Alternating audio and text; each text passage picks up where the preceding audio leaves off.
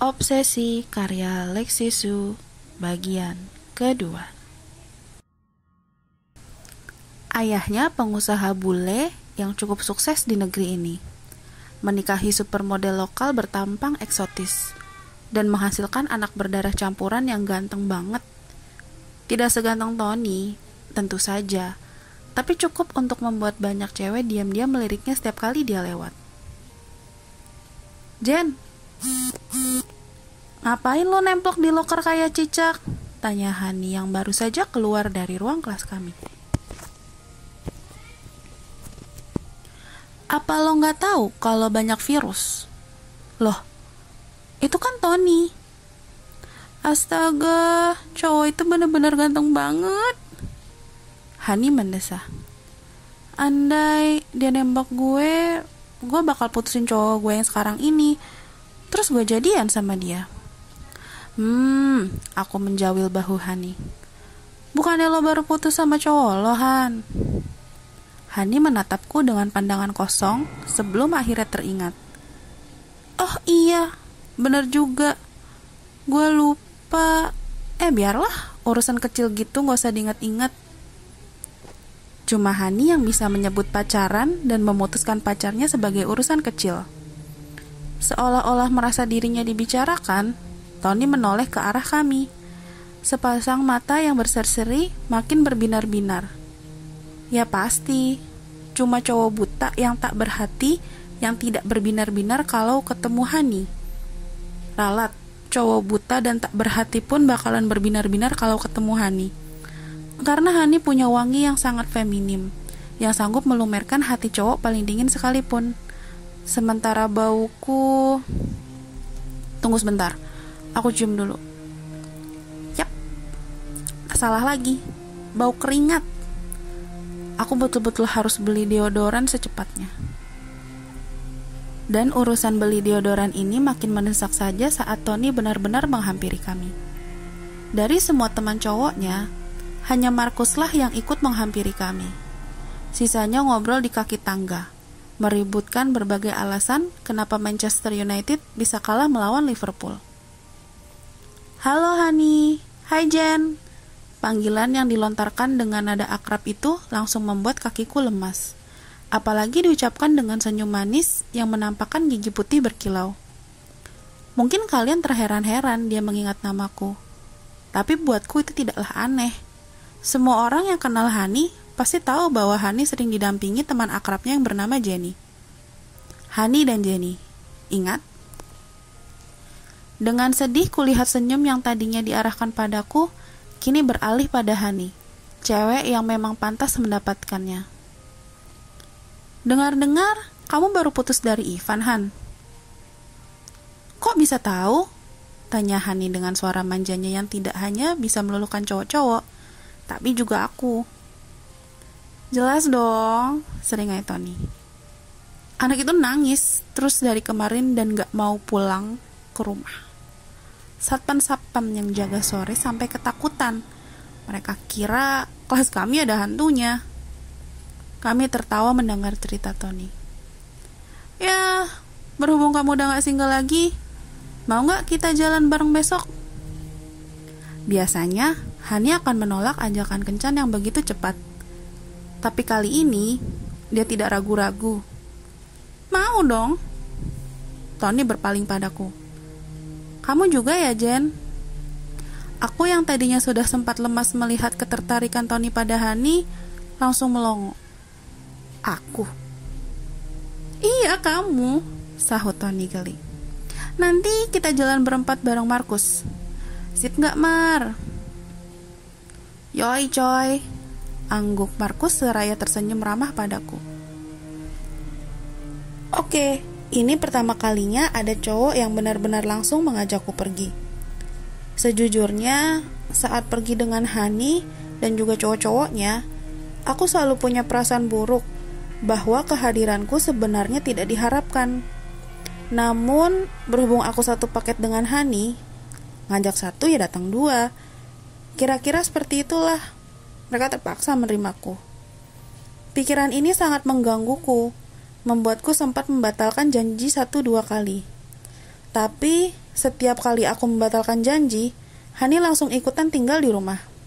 Katanya dia tidak nyaman pergi tanpa aku. Jadi demi Hani, demi kesenanganku sendiri, dan demi cowok-cowok yang mengharapkan kencan dengan Hani itu, aku pun menebalkan muka dan muncul tanpa diundang. Kalau gitu, kami jemput kalian sebelum makan siang ya, biar kita bisa makan dulu, kata Tony sambil mengeluarkan ponselnya. Boleh minta nomor ponsel kalian gak? Nah, sekarang bukan saja aku diajak pergi, Tony juga meminta nomor ponselku. Meski ini bukan sesuatu yang patut dibanggakan, karena yang diincarnya kan Hani. Tak urung aku merasa senang. Setelah bertukar nomor ponsel, juga dengan Markus, kedua cowok itu pun meninggalkan kami. Jenny, panggil Hani dengan nada suara melayang di awang-awang.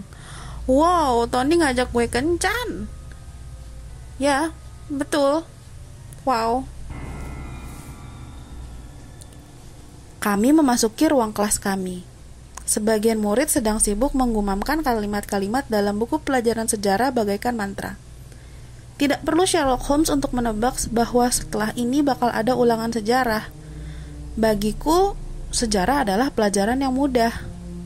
Aku punya daya ingat yang kuat, yang membuatku selalu tampil prima dalam segala pelajaran yang membutuhkan hafalan. Tapi kalau harus menghadapi matematika, fisika, terutama kimia, mataku langsung berkunang-kunang. Jadi kalian udah belajar belum? Tanya Jenny Tompel yang tidak pernah bosan mengurusi orang lain. Sepertinya dia tidak senang melihat Hani dan aku cuma duduk-duduk sambil menggosipi acara hari Minggu kami. Belum, sahut Hani santai. Cuma ulangan sejarah kan? Gampang. Tapi kan kali ini banyak hafalan tahun-tahun. Jenny Tompel menatap Hani dengan dengki. Jenny Tompel memang terkenal memiliki antipati terhadap cewek-cewek cantik. Di kelasku, selain Hani, masih ada Yunita dan Lena, dua sahabat akrab sejak SD yang sama-sama cantik dan keren. Keduanya juga sering diganggu oleh Jenny Tompel. Jangan-jangan nanti kamu nyontek, Jen, ya? Enak aja, bata Hani jengkel. Nuduh kok gak tahu diri gitu sih? Untunglah pada saat itu Pak Agus memasuki ruangan. Jenny Tompel segera kembali ke tempat duduknya di barisan tengah. Dia membagi bangkunya dengan Jenny Bajai, satu-satunya murid di kelas kami yang bersedia duduk dengan Jenny Tompel. Itu pun karena tidak ada yang kepingin duduk dengan Jenny Bajai dan mendengarkan rengekannya sepanjang hari. Dasar sirik, gerutu Hani sambil membalikan badan ke belakang. Bener gak, Han? Han? Yang dipanggil Hani bukan nyelah dirinya sendiri. Hani tidak seculun itu. Tidak seperti aku yang kadang-kadang bicara sendiri dan memanggil diriku Jen. Yang dipanggil Hani adalah Johan, cowok pendiam dan penyendiri yang duduk di belakang kami. Seandainya aku disuruh menunjuk siapa yang paling pantas memerankan Dr. Frankenstein yang gila itu, calonnya cuma satu, Johan. Cowok tinggi kurus itu punya aura yang mengerikan. Rambutnya panjang, aut-autan, dan rada berminyak. Berbeda dengan kebanyakan ABG yang lebih memilih lensa kontak, Johan mengenakan kacamata dengan gagang yang pernah patah, tapi disambungkannya kembali dengan band-aid. Dan alasannya bukan karena dia miskin. Dengar-dengar, dia malah berasal dari keluarga kaya raya. Bibirnya selalu menyunggingkan senyum misterius, seolah-olah dia tahu sesuatu yang tidak diketahui oleh kami semua. Anehnya, Hani senang bergaul dengan Johan, yang terang-terangan menunjukkan bahwa dia memuja Hani. Bukannya aku suka pilih-pilih teman, tapi sebagian cewek yang tidak punya banyak kelebihan, aku menerima siapa saja yang mau berteman denganku. Tapi ini Hani yang kita bicarakan. Banyak cowok yang rela membunuh untuk menjadi tempat curhatnya. Namun, yang dipilihnya adalah Johan yang bermuka seram. Suatu hari, karena penasaran, aku menanyakan hal itu pada Hani. Tapi Hani cuma menyahut dengan polos. Ya, itu namanya kasus charity. Sebagai cewek beken, gue harus melakukan sesuatu yang bikin semua orang mikir bahwa gue punya sisi tak terduga. Ya, temenan dengan Johan adalah sisi gue yang gak terduga. Oke, aku tidak mengerti soal begituan. Tapi aku setuju bahwa berteman dengan Johan adalah sisi Hani yang tak terduga. Iya, angguk Johan menanggapi pertanyaan Hani. Jenny emang nyebelin banget.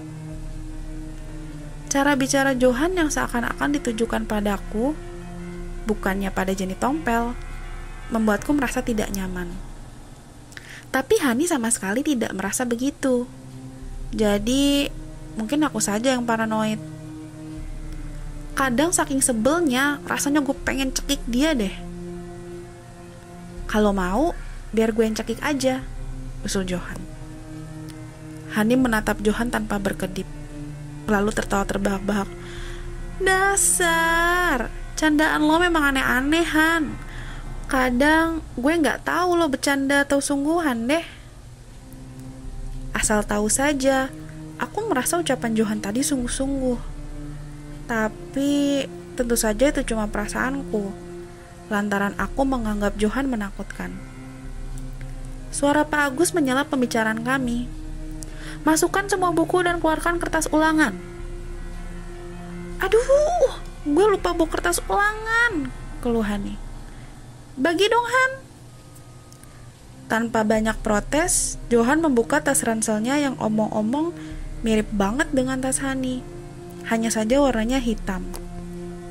Dikeluarkannya buku kertas ulangan dan disobeknya selembar sebelum diberikan pada Hani. Thanks sayang, ucap Hani seraya menoleh padaku. Lo mau juga nggak, Jen? Enggak, sahutku tergagap. Gue bawa sendiri kok. Buru-buru aku membalikan badan dan menyibukkan diri dengan mempersiapkan alat tulisku. Sesaat, tengkuku terasa dingin, membuatku menyadari bahwa Johan sedang mengawasiku. Aduh, kenapa sih Hani harus berteman dengan cowok seseram ini?